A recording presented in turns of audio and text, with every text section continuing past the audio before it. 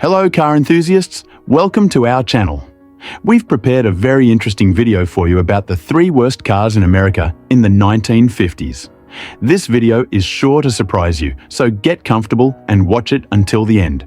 Enjoy the show. Your support means the world to us. By subscribing, you give us the motivation to keep creating amazing content. Every click helps fuel our passion and drive to bring you the best. Number 3. The 1950 Packard 8 was part of a storied American luxury brand, but by this time, it was struggling to keep pace with its competitors like Cadillac and Lincoln. The Packard 8 was intended to be a prestigious and sophisticated vehicle, but several factors contributed to its decline in the luxury car market. The Packard 8's design was notably outdated, featuring a heavy and boxy body that lacked the sleek lines and modern aesthetics that were becoming increasingly popular in the post-war era. While competitors were embracing new design trends with more streamlined and elegant vehicles, the Packard 8's appearance was rooted in the pre-war styling cues, which made it look old-fashioned. The car's substantial bulk added to its dated and uninspired appearance, and it failed to evoke the modern luxury image that buyers were seeking at the time. In terms of performance, the Packard 8 was underpowered, especially compared to its luxury rivals. The car's engine, though reliable, lacked the power and smoothness that were expected in a high-end vehicle. The ride quality and overall refinement also did not match the standards set by Cadillac and Lincoln, further diminishing its appeal as a luxury automobile. Buyers looking for cutting-edge features and superior performance found the Packard 8 lacking. Packard's declining reputation in the late 1940s and early 1950s compounded the issues faced by the 8. Once considered the epitome of American luxury, Packard was now seen as a brand that had lost its way, struggling to innovate and keep up with the industry's rapid advancements. The 8 was viewed as a relic from a bygone era, unable to compete with the more modern and stylish offerings from its competitors. The 1950 Packard 8's inability to evolve both in design and engineering marked a turning point in the brand's history. While it still carried the Packard name, synonymous with luxury in earlier decades, the 8 was emblematic of the company's failure to adapt to a changing market. As a result, the Packard 8 is often remembered more for what it represented, a brand in decline, than for its qualities as a luxury car. Number 2.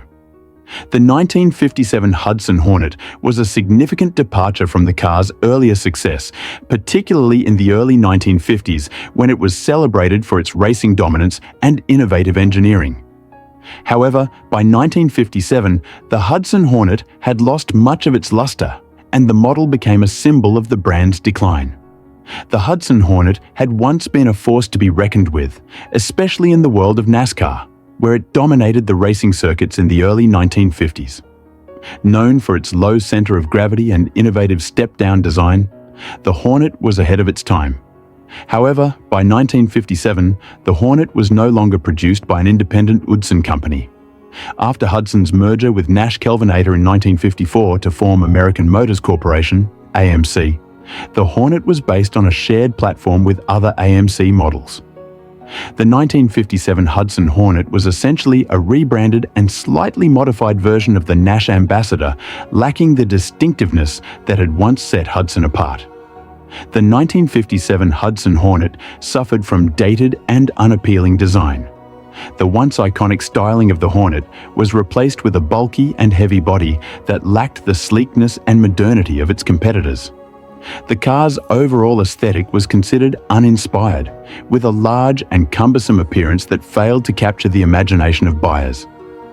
The bold, forward-thinking designs of earlier Hudson models were gone, replaced by a more generic and less distinctive look that did not resonate with consumers. In terms of performance, the 1957 Hornet was a far cry from its racing glory days. The car's bulk and weight made it slow and cumbersome to drive, a stark contrast to the nimble handling that had once defined the model.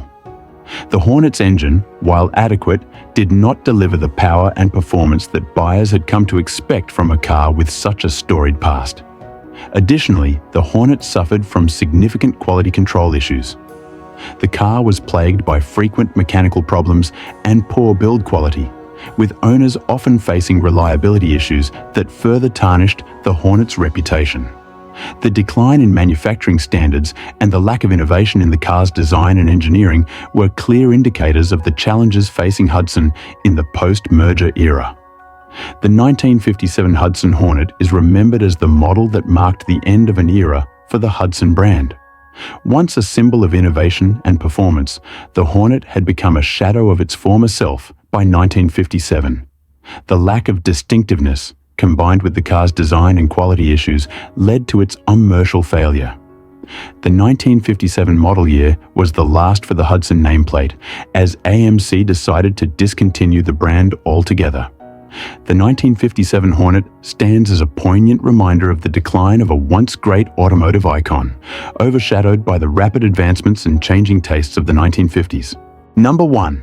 The 1957 Mercury Turnpike Cruiser was introduced as a full-size car, emphasizing futuristic design and innovative features. It was aimed at showcasing Mercury's forward-thinking approach, but it ultimately fell short of expectations. The car's design was a mix of bold elements that didn't quite come together. The most prominent features were its massive tail fins and the breezeway rear window, which could be rolled down for ventilation.